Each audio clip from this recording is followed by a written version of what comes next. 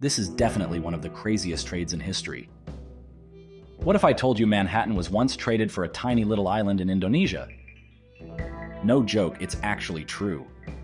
Back in the 1600s, the Dutch and British were like kids fighting over the last piece of pizza, that pizza being what we now know as Manhattan in New York City.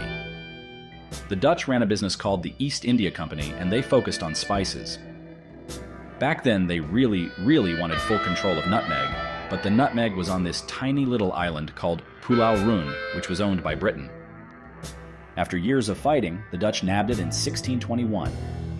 But then, in 1664, the British invaded Manhattan, which was called New Amsterdam back then. The Brits wanted the Big Apple, and they wanted it bad.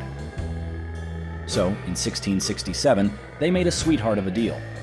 The Dutch traded Manhattan for Pulau Rhun, the little island in Indonesia, which was tiny but full of nutmeg.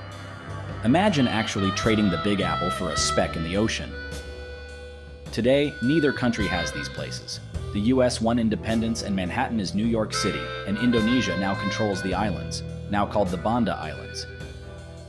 I know it sounds hard to believe, but back then if you owned spices, it was like owning YouTube today or 20 years ago, some irrelevant newspaper. Thanks for joining this nutty history adventure. Would you trade your city for nutmeg? Let us know in the comments.